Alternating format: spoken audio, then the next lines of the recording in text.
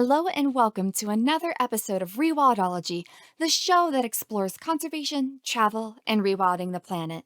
I'm your host, Brooke Mitchell Norman, conservation biologist and adventure traveler.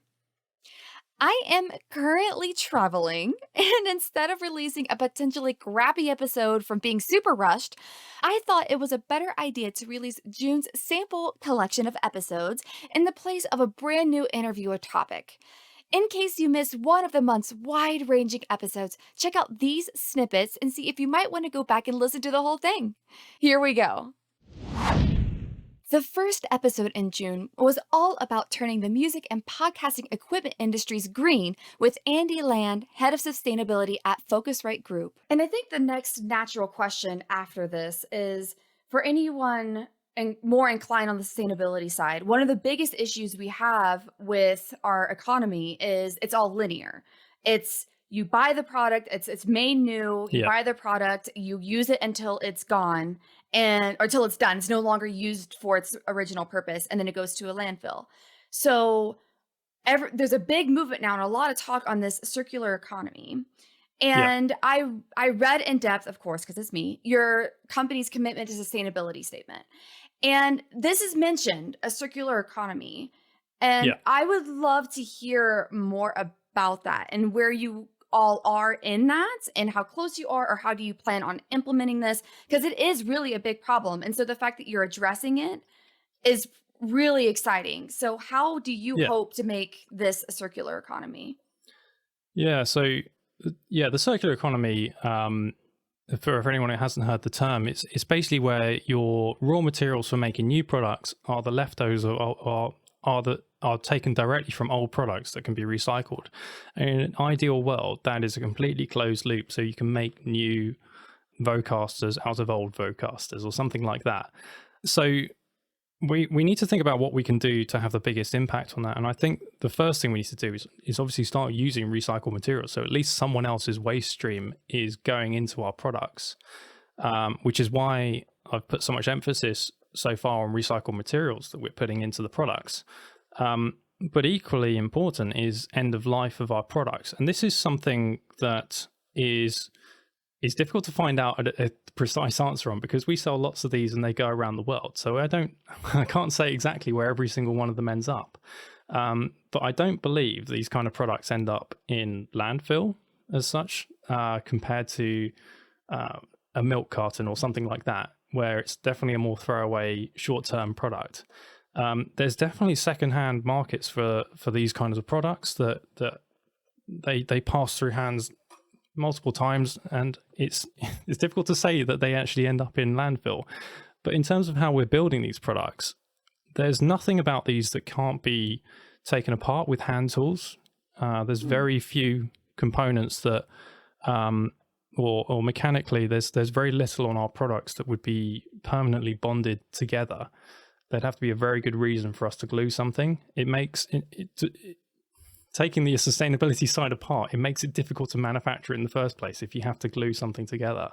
So by having an easy to assemble product also means it's an easy to disassemble and easy to recycle product. So if you take something like a Vocaster or a Scarlet, they're actually not as far as you might think away from being what you might call a circular product. If we can get the recycled materials in up front, we're actually doing quite well, I would say, on that. But obviously that's something we need to communicate to customers, so we can say exactly how you recycle these products, breaking down the materials, how you disassemble them. And that's definitely something that's on my roadmap.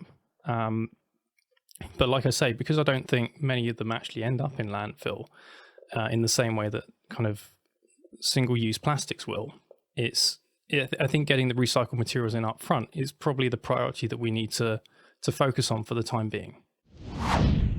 Next is a clip from an experimental episode where I went beyond the headlines and did a deep dive on Zimbabwe's request to sell their ivory and rhino horn stockpile. Let's actually break this down.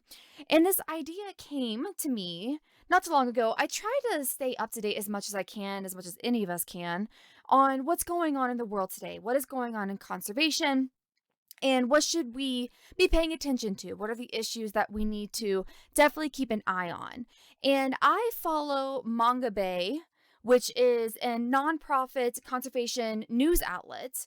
They have a great website, they have really great articles, and I really love keeping up to date on what they publish. And they had a post recently on their Instagram, and this was the title of the article that announced, quote, cash-strapped Zimbabwe pushes to be allowed to sell its ivory stockpile. Well, that's one heck of a headline, and I definitely clicked on it to figure out, wait, what? What is going on here? And this post was by Ferrari Muckemeyer, and I do apologize if the author of this article hears this, and I completely butchered your name. I even tried to look up Google on how to pronounce it, so again, I really apologize for that. But yeah, so this was released on June 1st, 2022. And after reading this article, well, first, I want to say I really respect the balanced view that was given in it. There was both sides that were given and a lot of facts and some context, but I really wanted to do a deeper dive into what the heck was going on. So after I read that, the whole article, I did a Google search to figure out what details I could find. And the long and short of it, COVID wrecked conservation funds in Zimbabwe. So in Zimbabwe, conservation is mostly funded through tourism, property leases, and trophy hunting. And all of us intrepid souls know what happened during COVID. We were all locked down. Nobody was going anywhere. And the countries that heavily rely on conservation were hit the most. Maybe even some of you were directly affected by COVID. I mean, even I myself lost my conservation travel job here in the United States, as that some of you might have heard in a previous episode about my story there. So essentially what happened is their conservation funds disappeared overnight, making it pretty much impossible to pay staff, manage their park, pay park rangers, anti-poaching units, all the things that come with properly paying for and managing their conservation work in the country was gone. And from what I could find, it costs Zimbabwe around US $25 million per year to manage their parks, 3.5 million of which is for elephant management. And get this, if you're super against trophy hunting, this is going to be a stat that might be hard for you to swallow, but is very true. $2.8 million of that 3.5 million budget comes from trophy hunters. So they definitely have a big role to play in this in conserving the country's elephant population. So this stockpile that they have is apparently 136 metric tons, which that is a shit ton, of ivory and rhino horns, which that's just thrown in there. And apparently the stockpile is worth about $600 million. I don't know where that number comes from. I try to look it up to see where that number comes from. Either way, it is a substantial amount of money that this stockpile of ivory and rhino horn is worth. And considering now that tourism has been crushed for over 2 years now, and that is what, easily $50 million there in conservation funds that completely evaporated that they don't have. So a sell like this could mean a lot. So, okay, yeah, understandable that this is being brought to the table.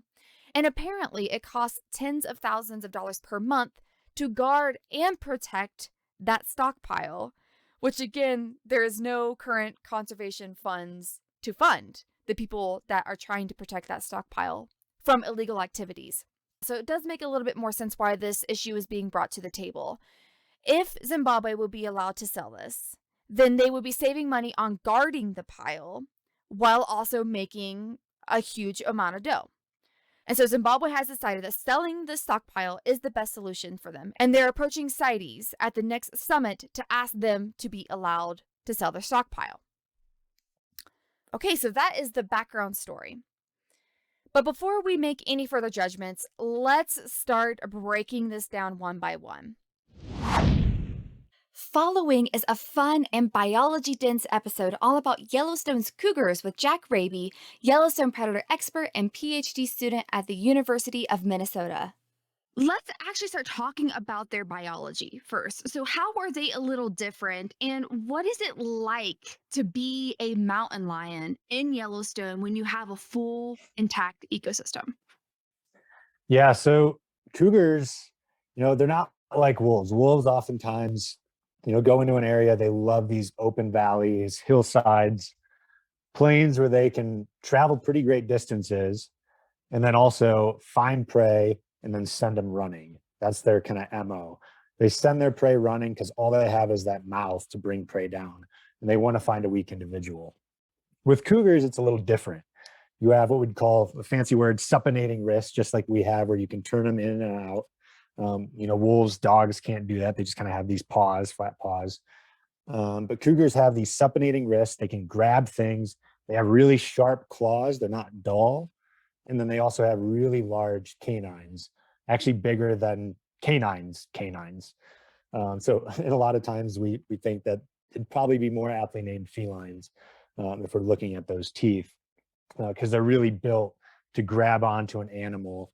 And what they'll usually do is grab onto the neck, maybe the skull, and either try and suffocate it, break the neck, or crush the skull, which is a lot of times what other big cats will do, like jaguars, that sort of thing. But cougars, their anatomy is really different. Wolves, again, are built for these endurance runs. They kind of have these really long legs, shorter tails, and they're tall. Whereas cougars are really low to the ground. A standing cougar might only come up to your knee. And they have these really short legs, really good low center of gravity, which is built for these rocky, cliffy areas, super long tail that helps with the balance. They can climb trees, jump across, cliffs, boulders. They're built for this rugged terrain. And with that, they're solitary in these areas. They're moving through these areas. They're ambush predators rather than the wolves that hunt in these big groups and these packs. And a lot of times, these cougars, you might have a female with kittens that are attached to it. But other than that, it's really going to be a solitary individual. You might have males in the mating time too, linking up with females. But oftentimes it's, it can be a lonely life for a cougar. And because of that, if you're on the landscape with these different carnivores like wolves, you got to watch out for them, because a single cougar against a pack of 10 wolves, a lot of times there's no chance and they're going to get kicked out of an area. So we think there's part of a reason too there why they select for these really rugged terrain, this country that has, not only a lot of good ambush territory to attack prey, but also a lot of good escape territory to get away from other predators like wolves that pose a threat to them, and then especially their kittens if you're a mom. The last episode in June is a topic episode all about biomimicry and its promise for the future. So I'm well versed in mimicry, having studied biology for so many years and seeing a lot of examples in nature myself. When I heard the term biomimicry, I will fully admit that I thought that it was some sort of spin off this term, but I was definitely wrong. So the entire discipline was originally coined by Janine Beines in 1997 in her book called Biomimicry: Innovation Inspired by Nature. And she also happens to be the founder of the Biomimicry Institute. So, how she defines biomimicry as a practice that learns from and mimics the strategies found in nature to solve human design challenges. And from her book, she dives a little deeper into what the approach of biomimicry is. So first, and these are direct quotes, 1, nature as model.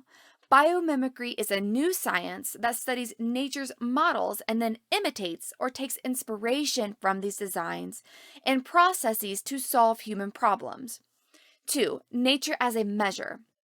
Biomimicry uses an ecological standard to judge the rightness of our innovation. 3, nature as a mentor. Biomimicry is a new way of viewing and valuing the world. It introduces an era based not on what we can extract from the natural world, but on what we can learn from it. The Biomimicry Institute also has a fantastic website, and I read it pretty much front to back to really truly understand how biomimicry is different from other forms of design. On their website lists the 3 essential elements of biomimicry. So the first one is emulate, which is the scientific research-based practice of learning from and then replicating nature's forms, processes, and ecosystems to create more regenerative designs. In other words, using sound science and research to deduce natural processes and then reproducing that function in design. Next is ethos, which is the philosophy of understanding how life works and creating designs that continuously support and create conditions conducive to life. And lastly is connect or reconnect, which to the Biomimicry Institute is the concept that we are nature and find value in connecting to our place on Earth as part of life's interconnected systems. Reconnect as a practice encourages us to observe and spend time in nature to understand how life works so that we may have a better ethos to emulate biological strategies in our designs.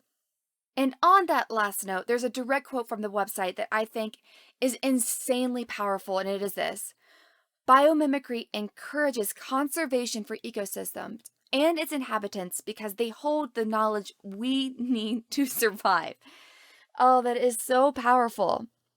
And expanding upon that, as I was reviewing the mass of literature and peer-reviewed papers on this, I found this fantastic quote by Rabe in his paper called Biomimicry in Architecture from 2014, and it's quote, "Animals, plants, and microbes are the consummate engineers. They have found what works, what is appropriate, and most important, what lasts here on Earth.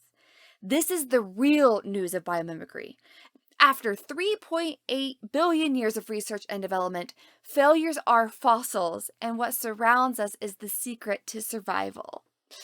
Wow, that is so powerful. So in a nutshell, nature has already solved all of the problems that has been thrown at it. And so it is reasonable to assume that the problems we're currently experiencing, somewhere in nature has already solved that problem. We just have to find what that solution was and figure out a way to apply it to that same problem. And there you have it, a sample collection of June's episodes and its wide range of topics. As a little sneak peek for the near future, the next set of episodes are going to be similar to June, a mix of topics, headlines, and interviews, and then we're transitioning to the next series. I'm in the middle of recording it right now, and I can't wait to announce it to all of you. As always, thanks again for being a part of the Rewildology community. If you'd like to support the show, give the podcast a rating or review wherever you listen, share your favorite episode with a friend, sign up for the Rewildology newsletter, or purchase some podcast swag and support our conservation partners. Happy July, everyone! Hey, thanks again for listening to this episode of Rewildology. If you like what you heard, hit that subscribe button to never miss a future episode. Do you have a cool environmental organization, travel story, or research that you'd like to share? Let me know at rewildology.com. Until next time, friends, together we will rewild the planet.